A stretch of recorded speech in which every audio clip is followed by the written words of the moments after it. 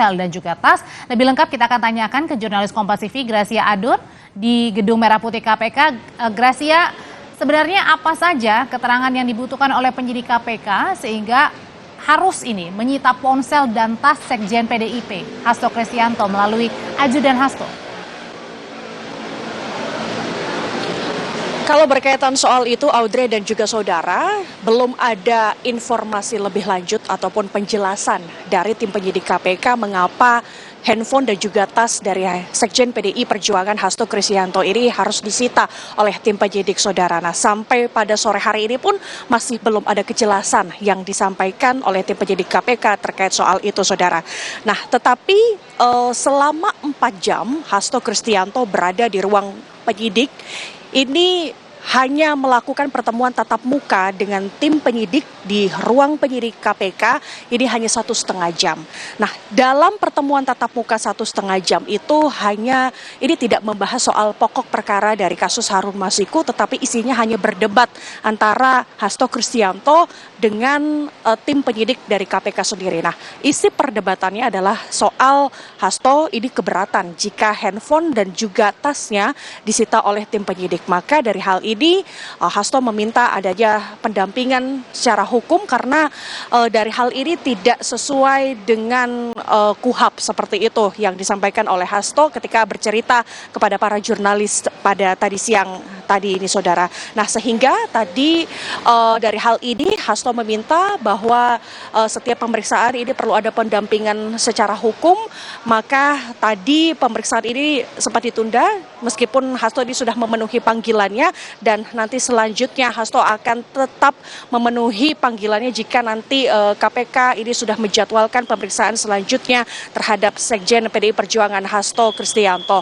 Nah, berkaitan soal hal ini, Audrey dan juga saudara, dari tim kuasa hukum Hasto ini juga sudah menanggapi soal perdebatan antara Hasto dengan tim penyidik soal penyitaan handphone dan tas ini. Ia menanggapi bahwa ini sebetulnya di luar dari prosedur, sehingga tim kuasa hukum ini meminta pertanggungjawaban secara hukum terhadap KPK seperti itu, Audrey.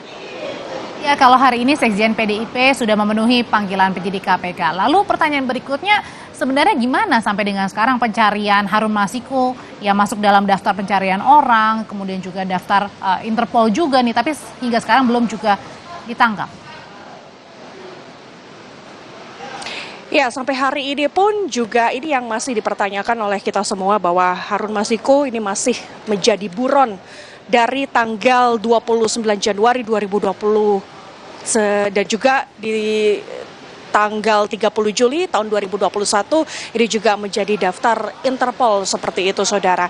Nah, dari kasus ini ini yang menjadi pertanyaan mengapa Hasto Kristianto ini kemudian dipanggil oleh KPK, karena ada dugaan keterlibatan Hasto dalam menyembunyikan Harun Masiku. Tetapi untuk berkaitan soal ini KPK masih belum menjelaskan lebih lanjut soal apa temuan dari tim penyidik KPK dalam pemeriksaan hari ini, saudara. Nah, sebelum KPK ini memeriksa Hasto Kristianto ini merupakan saksi keempat dalam kasus Harun Masiku. Nah, sebelumnya KPK ini sudah memeriksa pengacara yang bernama Simeon Petrus dan juga seorang mahasiswa bernama Hugo Ganda dan juga Melita Graves, saudara. Nah, konstruksi perkara kasus ini kemudian menjadi panjang dan juga ini yang kemudian menjadi hal yang perlu dinanti-nantikan oleh masyarakat adalah soal kasus Harun Masiku yang ini masih menjadi buron, bahwa konstruksinya adalah pada saat itu caleg PDI Perjuangan pemenang Dapil Sumatera Selatan yang bernama Nazarudin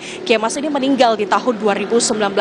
Nah, pada saat itu, saudara, ini KPU memutuskan Rizky Aprilia ini sebagai pengganti dari Nazarudin Kemas yang sudah meninggal di tahun 2019.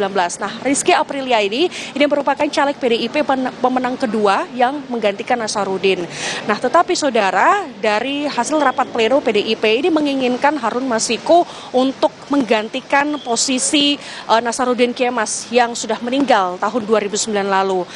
Nah, dari hal ini terjadilah proses suap menyuap antara yang ini kemudian melibatkan komisioner KPU yang bernama Wahyu Setiawan. Diduga ini suap yang diterima oleh komisioner KPU adalah senilai 57.000 dolar Singapura atau sekitar 600 miliar rupiah, saudara. Dan diduga ini tujuannya adalah untuk mengubah keputusan KPU dengan melakukan mekanisme pergantian antar waktu sehingga posisi Nasaruddin Kemas ini bisa digantikan oleh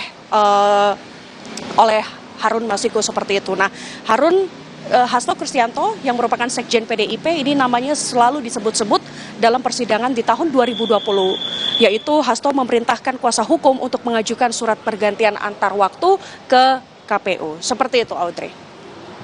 Harun Masiku sampai dengan sekarang masih belum ditemukan dan ditangkap oleh tim penyidik KPK. Tapi yang jelas hari ini Sekjen PDI Perjuangan Hasto Kristianto diperiksa sebagai saksi untuk tersangka Harun Masiku. Terima kasih laporannya, jurnalis Kompas TV Gracia Adur.